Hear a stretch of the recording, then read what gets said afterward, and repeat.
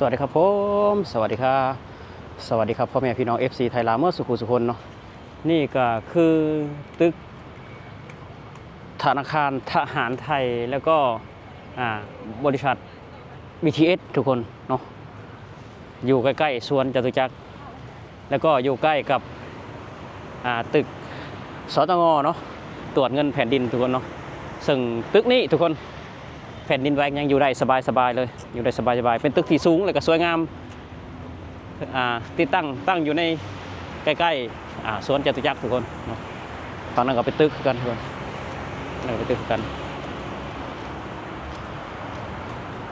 วันนี้ก็เป็นวันที่30มีนาเนาะทุกคนหลังจากแผ่นดินไหวผ่านพ้นไปกับเหตุการณ์ก็เริ่มปกติคือมื้อนี้เนาะวันที่31ก็มีเหตุการณ์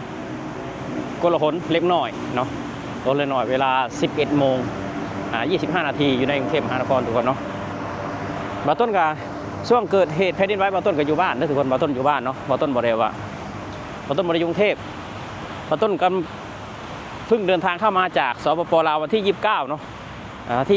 ที่29มาถึงนี่วันที่30ทุกคนวันที่30วันนี้เป็นวันที่31บาต้นก็ทำงานหลังจากเลิกงานแล้วบาต้นก็มาซื้อของมาแบ่งปันน้ำใจให้พี่กู้ภัยหรือว่าเจ้าหน้าที่ที่ปฏิบัติหน้าที่อยู่ใน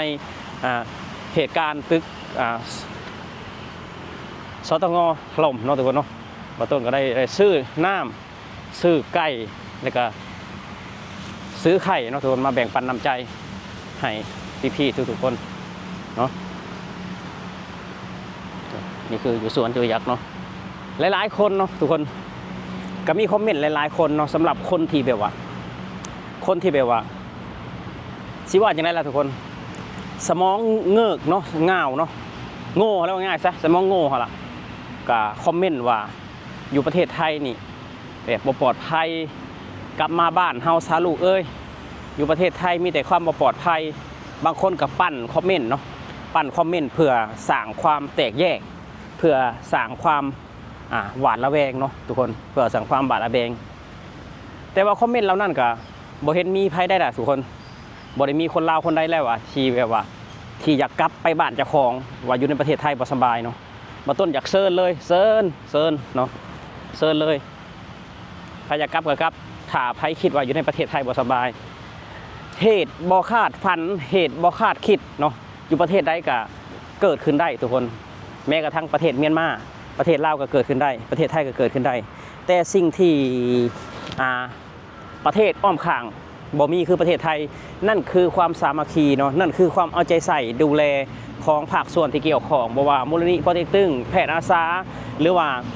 ภาครัฐต่างๆทุกคนภาครัฐต่างๆเพิ่นเอาใจใส่เนาะบ่ว่าแต่ต่างดาวต่างชาติคือบ่ต้นไปบ่เลยไปมื้อนี้เนาะทุกคนบ่ต้นไปเบิ่งอยู่ในสนามจริงคือน้ำฟรีทุกคนเป๊ปซี่ฟรีข้าวฟรีแล้วที่บาต้นประทับใจไปกว่าหันก็คือมีภาษาพม่าบอนเพิ่นมาจัดบูธแจกของเนาะคือมีภาษาพม่าทุกคนคือมีภาษาพม่าเนาะในกระตึกทุกคนคือมีภาษาพม่า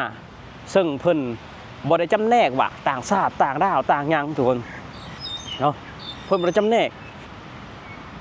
ถ้าว่าเจ้าไปอยู่ในสถานที่แห่งนั้นเจ้าสามารถหยิบจับมารับประทานได้เลยทุกคนบอกว่าเจ้าสิเป็นขมงขมิ้นคือบ่ต้นไปนี่ก็บ่ต้นหิวข้าวก็กินได้เลยเนาะบ่ต้นหิวข้าวก็กินได้เลยถ้าว่าเจ้าเจ็บเนาะเจ้าเกิดอุบัติเหตุเจ็บเล็กๆน้อยๆอาสาแพทย์อาสาหรือว่าหน่วยอาสาสมัครพยาบาลเคลื่อนที่เต็มอยู่หั่นทุกคนเนาะเต็มอยู่หั่นซึ่งบ่ต้นเห็นการทำงานของเพิ่นแล้วบ่ต้นก็ประทับใจหลายทุกคนเนาะบ่ต้นประทับใจหลายนั่นก็คือตึกทุกคนบ่ต้นประทับใจหลายเพราะว่าเพิ่นทำงานกันเป็นทีมทำงานกันแบบสามัคคีกันทุกคนแบบสามัคคีกันสุดๆเลยเห็นแล้วก็มีความสุขเห็นแล้วก็น้ำตาอยากไหลทุกคนเพราะว่าเห็นถึงระบบการจัดการของอาสาสมัครหรือว่าเจ้าหน้าที่อยู่ในประเทศไทยบอกว่ารถดับเพลิงบมูลนิธิร่วมอกตัญญูบทุกคนเนาะถ้าผู้ใดอยากเห็นว่าประเทศไทยเพิ่นจัดการแบบใดบ่ต้นอยากให้แนะนำมาเบิ่งเลยทุกคนเนาะใกล้ๆมิกจตุจักรหรือว่า ตลาดจตุจักรนั่นแหละทุกคนที่เพิ่นปฏิบัติที่เพิ่นทำการอยู่เนาะอยากให้มาเบิ่งทุกคนเนาะน้ำดื่มนี่นะทุกคนที่เพิ่นเอามาซอยเหลือแบ่งปันนี่นะน้ำดื่มในบ่ต้นบอกเลยว่ามีอยู่ประมาณ10 รถ 10 ล้อเนาะ10 รถ 10 ล้ออาหารการอยู่การกินการมีระเบียบขยงขยะแม่นบ่มีเลยทุกคนขยงขยะแม่นบ่มีเลยแหละขยะเนาะถือว่าคนสิมาปฏิบัติหน้าที่ทั้งกลางวันกลางคืนก็ขยะนี่แม่นบ่มีขยะบ่มีเลยพี่น้องเด้อขยะแม่นบ่มีเนาะบ่ต้นนับถือเนาะบ่ต้นเห็นแล้วกับใจฟูเนาะทุกคนใจฟูบ่ต้นเห็นแล้วใจฟู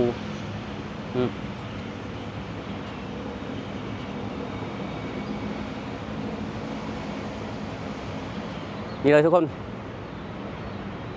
เนาะนี่เลยครับตัวนี้เลยครับ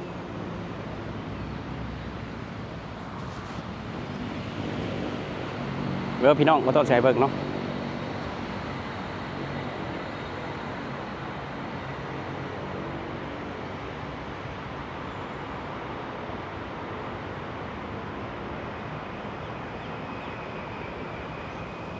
นี่ทุกคน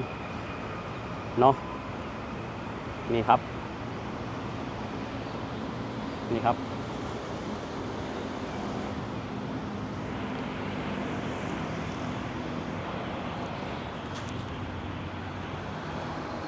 เฮ้ยอันว่าประเทศไทยบ่ปลอดภัยนี่ทุกคน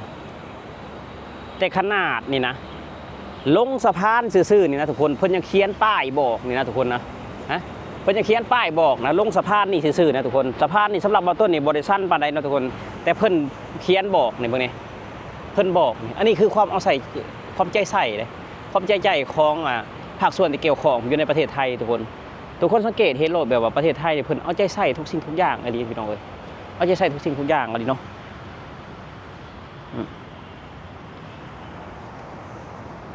นี่พี่น้องว้าว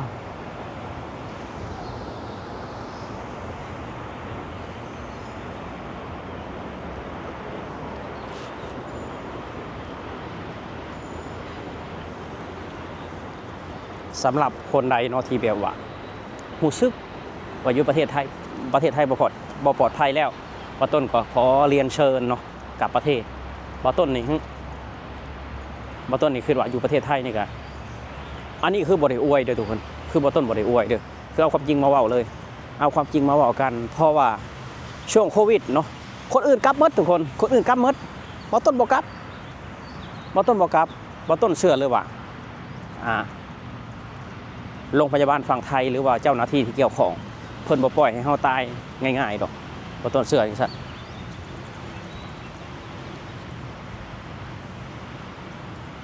บ่ต้นเชื่อแบบนั้นก็เลยบ่ต้นแบบว่าบ่ได้กลับโควิดทุกคนบ่ต้นบ่ได้กลับคนอื่นกลับแต่บ่ต้นบ่กลับ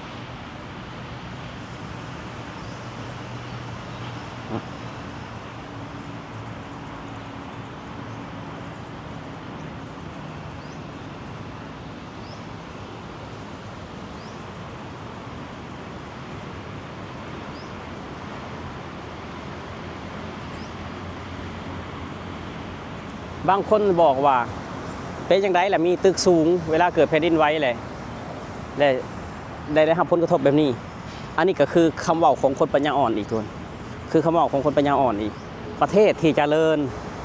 ประเทศที่พัฒนาล้วนแล้วแต่มีตึกสูงทุกคนถึงว่าตึกสูงบ่ได้วัดความเจริญแต่ว่าตึกสูงก็เป็นส่วนหนึ่งของความเจริญเนาะตึกสูงเป็นส่วนหนึ่งของความเจริญถึงว่าตึกสูงบ่ได้เป็นตัววัดว่าความเจริญต้องมีตึกสูงแต่ว่าตึกสูงก็มีส่วนของความเจริญถ้าว่าเฮามีเงินแล้วถ้าเฮาเจริญแล้วเฮาสิสร้างตึกแบบนี้ทุกคนเพิ่นสิสร้างตึกแบบนี้อันนี้คือตึกแฝดเด้อพี่น้องเด้อตึกแฝดเนาะตึกแฝดแต่มีสกายวอล์กเชื่อมต่อหากันทุกคนนี่อันนี้คือสัญลักษณ์แห่งความเจริญสัญลักษณ์แห่งความมีเงินทุกคนเนาะถ้าบ่มีเงินถามว่าสร้างได้บ่สร้างบ่ได้คนมีเงินสร้างตึกหลายๆสร้างถนนดีๆแบบนี้มันก็แสดงให้เห็นถึงความเจริญของประเทศแล้วแบบนี้แม่นบ่พี่น้องวะหรือว่าต้นว่าพิษเนาะก็ คอมเมนต์เบิ่งทุกคนบ่ต้นว่าผิดหรือว่าถูกเนาะ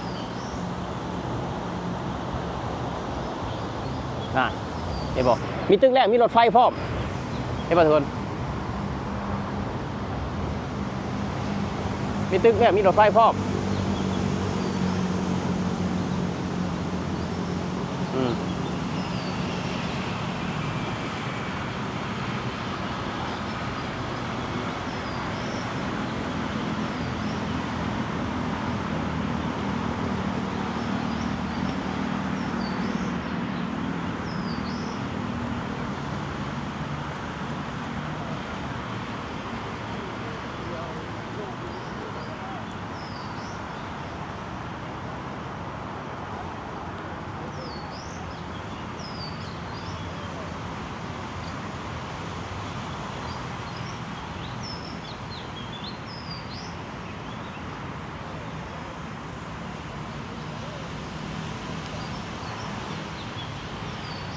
ก็มีหลายคนเนาะ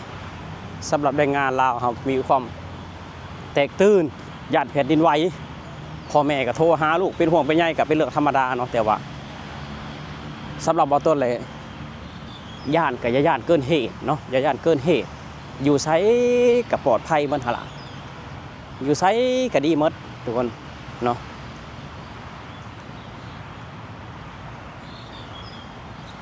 อยู่ประเทศไทยก็ดี